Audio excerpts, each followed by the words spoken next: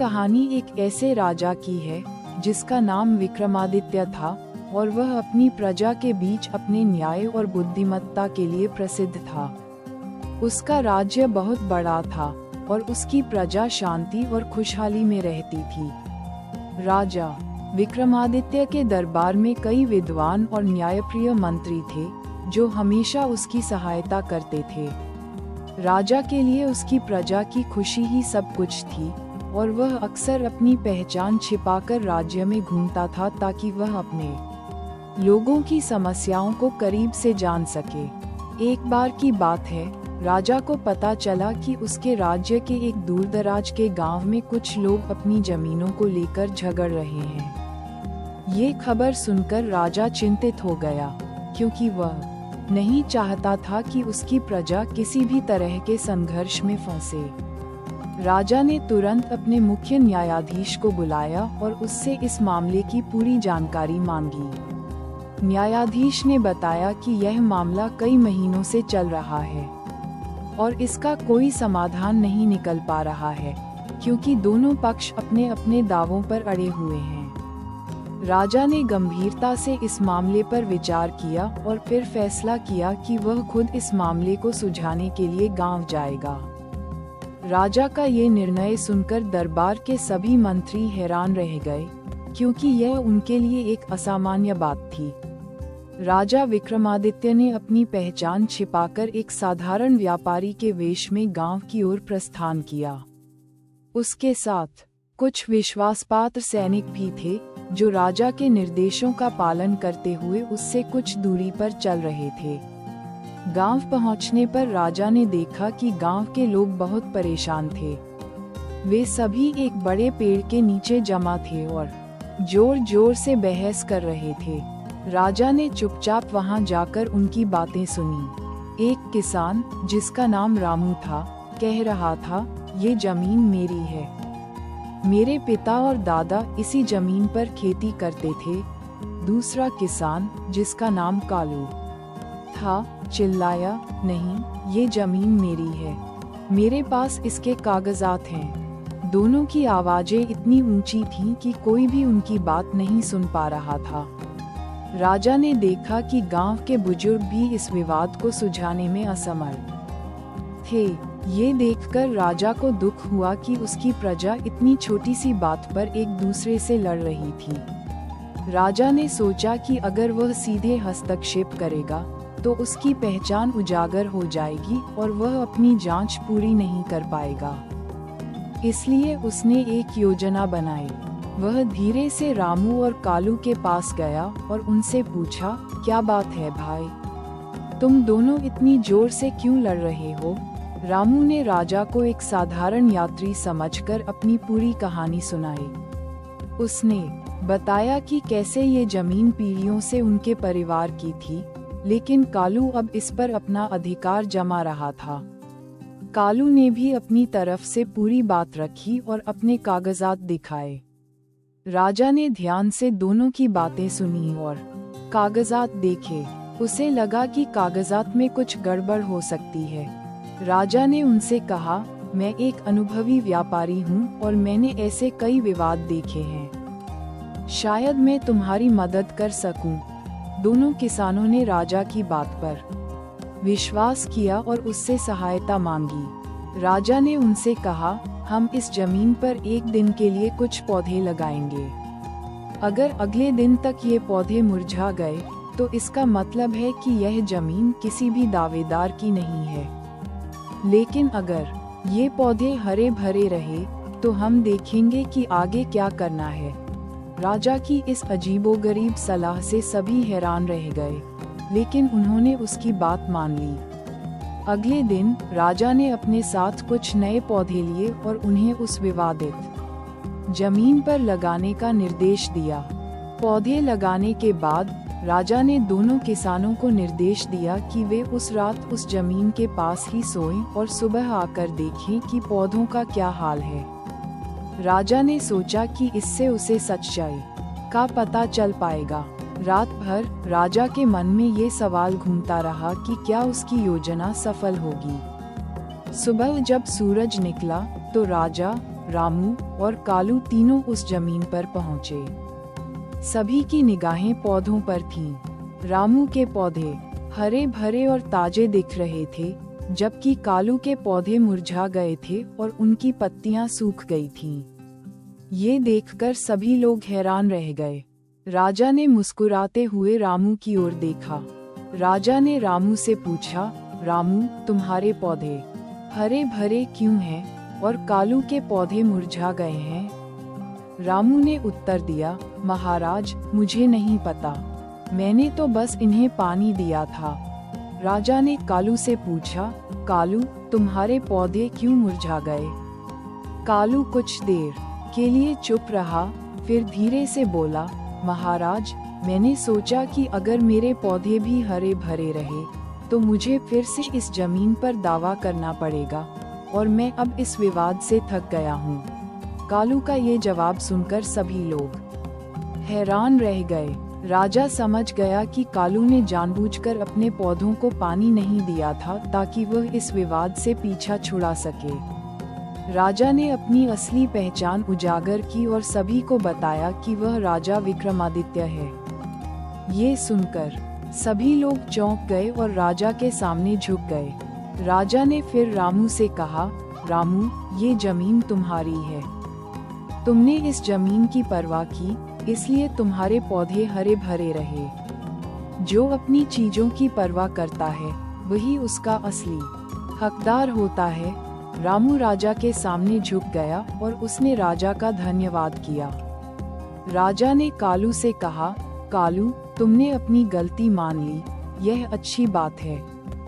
तुम्हें इस जमीन पर कोई अधिकार नहीं है, लेकिन मैं तुम्हें दूसरी जगह थोड़ी जमीन दूंगा ताकि तुम अपना जीवन यापन कर सको।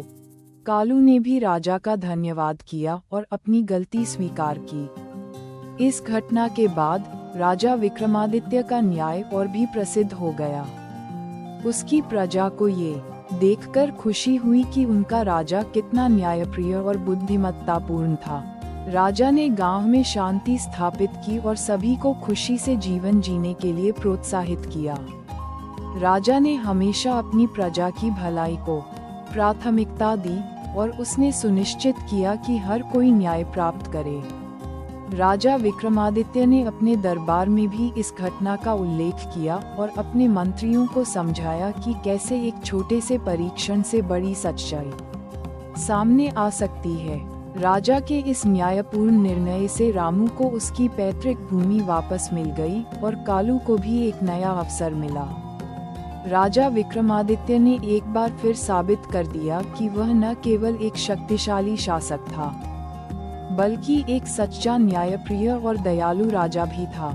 उसकी प्रजा उससे बहुत प्यार करती थी और उसका सम्मान करती थी। ये कहानी आज भी भारत में सुनाई जाती है और यह हमें सिखाती है कि न्याय और बुद्धिमत्ता हमेशा जीतते हैं। राजा विक्रमादित्य की यह कहानी कई पीढ़ियों से लोगों को प्रेरित कर रही है और यह बताती है कि कैसे एक सच्चा राजा अपनी प्रजा की भलाई के लिए सब कुछ करता है।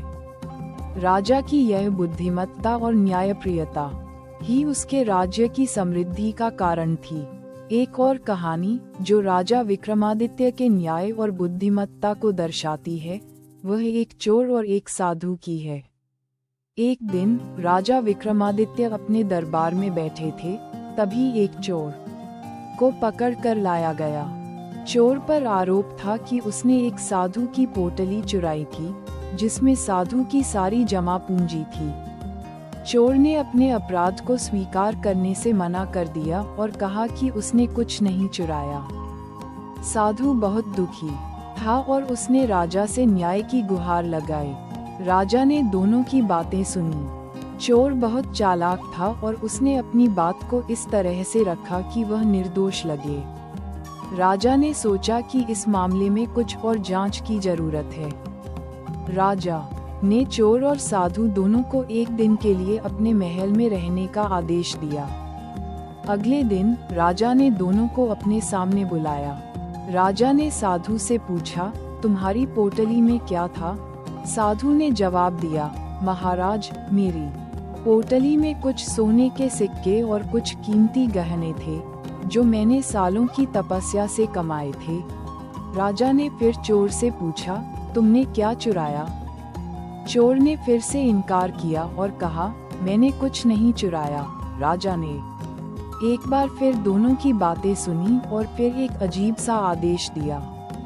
राजा ने कहा, ठीक है, हम एक परीक्षा करेंगे। मैं तुम दोनों को 2 अलग अलग कमरे में बंद कर दूंगा। हर कमरे में एक खाली पोटली होगी। तुम्हें उस पोटली में वही चीजें रखनी हैं जो साधु ने खोई हैं। ये सुनकर चोर और साधु दोनों हैरान रह गए। राजा ने अपने सैनिकों को आदेश दिया कि वे दोनों को अलग अलग कमरों में ले जाएं और उन्हें खाली पोटली दें। सैनिकों ने राजा के आदेश का पालन किया। राजा ने ये भी सुनिश्चित किया कि कोई भी बाहर से उनकी मदद न करे। राजा जानता था कि चोर झूठ बोल रहा था और उसे सच्चाई का पता लगाने का यही एक तरीका था। कुछ घंटों के बाद राजा ने दोनों को बाहर बुलाया। राजा ने पहले साधु की पोटली देखी। साधु की पोटली खाली थी। साधु ने कहा, महाराज, मुझे माफ करना, लेकिन मैं अपनी पोटली में कुछ भी नहीं रख पाया, क्योंकि मुझे पता नहीं था कि आप असली चोरी का पता कैसे लगाएंगे। राजा ने मुस्कुराते हुए साधु को देखा और फिर चोर की पोटली देखी। चोर की पोटली में कुछ पत्थर और मिट्टी के टुकड़े थे। चोर ने घबराते हुए कहा, महाराज, मुझे पता नहीं था कि मुझे क्या रखना चाहिए, इसलिए मैंने ये चीजें रख दी। राजा ने चोर की ओर देखा और गंभीर आवाज में कहा, चोर, तुमने झूठ बोला है। साधु को अपनी पोटली में कुछ भी नहीं रखना चाहिए था, क्योंकि उसे पता था कि यह एक परीक्षा है। लेकिन तुमने अपनी पोटली में पत्थर और मिट्टी के टुकड़े रखे, जिसका मतलब है कि तुम्हें पता था कि पोटली में कुछ कीमती चीजें थीं और तुमने उन्हें छिपाया है। चोर राजा की बुद्धिमत्ता देखकर हैरान रह गया। उसने अपनी गलती मान ली और उसने स्वीकार किया कि उसने साधु की पोटली चुराई थी। चोर ने बताया कि उसने सोने के सिक्के और गहने एक गुप्त स्थान पर छिपाए थे। राजा ने सैनिकों को आदेश दिया कि वे चोर के साथ जाएं और चोरी का सामान वापस लाएं। सैनिकों ने चोर के बताए स्थान से चोरी का सामान बरामद किया और साधु को वापस दे दिया। साधु बहुत खुश हुआ और उसने राजा का धन्यवाद किया। राजा विक्रमादित्य ने चोर को उसकी चोरी के लिए दंडित किया, लेकिन साथ ही उसे एक नया जीवन जीने का अवसर भी दिया। राजा ने चोर से कहा, तुमने अपनी गलती मान ली है, इसलिए मैं तुम्हें एक मौका देता हूँ। तुम समाज के लिए कुछ अच्छा करो और मैं तुम्हें माफ कर दूंगा। चोर ने राजा के सामने वादा किया कि वह कभी चोरी नहीं करेगा और ईमानदारी से जीवन यापन करेगा। राजा ने उसे थोड़ी जमीन दी और उसे खेती करने के लिए प्रोत्साहित किया। चोर ने राजा के शब्दों का सम्मान किया और एक नया जीवन शुरू किया। इस घटना के बाद राजा विक्रमादित्य की बुद्धिमत्ता और न्याय की कहानियां दूर दूर तक फैल गईं। लोग दूर दूर से उसके दरबार में आते थे ताकि वे उससे न्याय प्राप्त कर सकें। राजा विक्रमादित्य ने अपने राज्य को एक ऐसा स्थान बनाया जहां न्याय और शांति का शासन था। उसकी प्रजा उसे बहुत प्यार करती थी और उसका सम्मान करती थी। राजा ने कभी भी अपनी प्रजा को निराश नहीं किया और हमेशा उनकी भलाई के लिए काम किया। ये कहानी हमें सिखाती है कि सच्चा न्याय केवल नियमों का पालन करने से नहीं आता, बल्कि बुद्धिमत्ता और अंतर्दृष्टि से भी आता है। राजा विक्रमादित्य की कहानियाँ आज भी भारत में बच्चों को सुनाई जाती हैं और वे उन्हें ईमानदारी, न्याय और दयालुता के मूल्यों को सिखाती हैं। राजा का शासनकाल भारत के इतिहास में एक स्वर्णिम युग के रूप में याद किया जाता है। राजा विक्रमादित्य के दरबार में एक बार एक बहुत ही जटिल मामला आया। 2 पड़ोसी, एक सुनार और एक किसान, एक कुएं के स्वामित्व को लेकर लड़ रहे थे। सुनार का दावा था कि कुआं उसका है, जबकि किसान का कहना था कि कुआं उसकी जमीन पर बना है, इसलिए वह उसका है। दोनों के पास अपने अपने दावे साबित करने के लिए कोई ठोस सबूत नहीं थे। राजा ने ध्यान से दोनों की बातें सुनी। सुनार ने कहा, महाराज, मैंने इस कुएं को खुदवाया है, इसलिए यह मेरा है।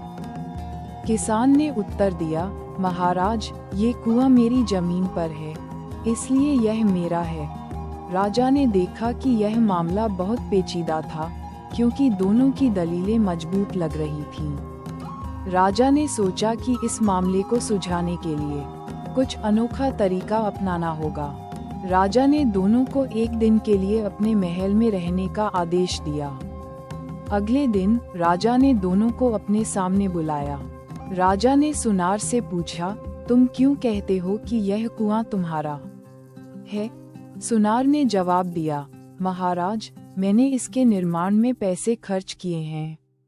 राजा ने फिर किसान से पूछा, तुम क्यों कहते हो कि यह कुआं तुम्हारा है? किसान ने कहा, महाराज, यह मेरी जमीन का हिस्सा है। राजा ने कुछ देर सोचा और फिर मुस्कुराते हुए कहा, ठीक है, मैंने फैसला कर लिया है। राजा ने सुनार से कहा, तुम कहते हो कि कुआं तुम्हारा है, ठीक है, तो तुम किसान से उस कुएं का किराया क्यों नहीं लेते? सुनार यह सुनकर बहुत खुश हुआ और उसने तुरंत कहा, हाँ महाराज, मैं कुएं का किराया लूंगा। फिर राजा ने किसान से कहा, और तुम किसान, तुम क्यों नहीं कहते कि यह कुआं तुम्हारी जमीन पर है, इसलिए ये तुम्हारा है? तुम इस कुएं को खरीद क्यों नहीं लेते? या अगर ये तुम्हारा नहीं है, तो तुम क्यों नहीं कहते कि तुम इसे अपनी जमीन से हटा दो? राजा के इस सवाल से किसान हैरान रह गया। किसान ने कुछ देर सोचा और फिर कहा, महाराज, ये कुआं मेरी जमीन पर है, इसलिए यह मेरा है। राजा ने फिर सुनार से पूछा, सुनार, अगर यह कुआं तुम्हारा है, तो तुमने इसे किसान की जमीन पर क्यों छोड़ा? अगर ये तुम्हारा है, तो तुम इसे अपनी जमीन से हटाओ या किसान से इसे खरीदने के लिए कहो। सुनार फंस गया। वह जानता था कि वह कुएं को अपनी जमीन से हटा नहीं सकता था, और न ही वह किसान से उसे खरीदने के लिए कह सकता था, क्योंकि किसान पहले से ही दावा कर रहा था कि वह उसका है। सुनार ने सोचा कि अगर वह कुएं का किराया मांगेगा, तो यह एक आसान रास्ता होगा। सुनार ने घबराते हुए कहा, महाराज, मैं कुएं का किराया लेना चाहता हूँ। राजा ने मुस्कुराते हुए कहा, नहीं सुनार, अगर यह कुआं तुम्हारा है, तो तुमने इसे किसान की जमीन पर छोड़ दिया है।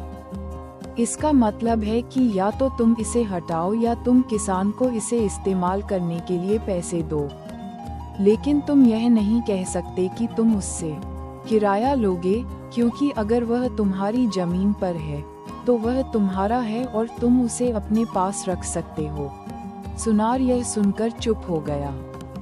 राजा ने फिर किसान से कहा, किसान, ये कुआं तुम्हारी जमीन पर है, इसका मतलब है कि यह तुम्हारा है। सुनार ने इसे तुम्हारी जमीन पर छोड़ा है, इसलिए उसे इसे हटाना होगा या तुम्हें इसके लिए भुगतान करना होगा। किसान बहुत खुश हुआ। राजा ने सुनार से कहा, सुनार, ये कुआं अब किसान का है। अगर तुम इसे अपनी जमीन पर नहीं चाहते, तो तुम इसे हटाओ। अगर तुम इसे हटा नहीं सकते, तो तुम्हें किसान को इसके लिए भुगतान करना होगा। सुनार को अपनी गलती का एहसास हुआ। उसने स्वीकार किया कि उसने कुएं को किसान की जमीन पर जानबूझकर छोड़ा था, ताकि वह उससे किराया वसूल कर सके। राजा ने सुनार को उसकी बेईमानी के लिए दंडित किया और किसान को कुएं का पूरा स्वामित्व दे दिया। किसान ने राजा का धन्यवाद किया और उसकी बुद्धिमत्ता की प्रशंसा की। इस घटना के बाद राजा विक्रमादित्य के न्याय की चर्चा पूरे राज्य में फैल गई। लोग दूर दूर से उसकी बुद्धिमत्ता और न्यायप्रियता को देखने आते थे। राजा ने हमेशा सुनिश्चित किया कि उसकी प्रजा को न्याय मिले, चाहे मामला कितना भी जटिल क्यों न हो। राजा विक्रमादित्य की कहानियां हमें ये सिखाती हैं कि सच्ची बुद्धिमत्ता और न्याय केवल शब्दों में नहीं, बल्कि कार्यों में भी दिखाई देते हैं। उसकी प्रजा हमेशा उसके प्रति वफादार रही और उसने अपने राजा पर पूरा भरोसा किया। राजा का शासनकाल भारत के इतिहास में एक महत्वपूर्ण अध्याय है।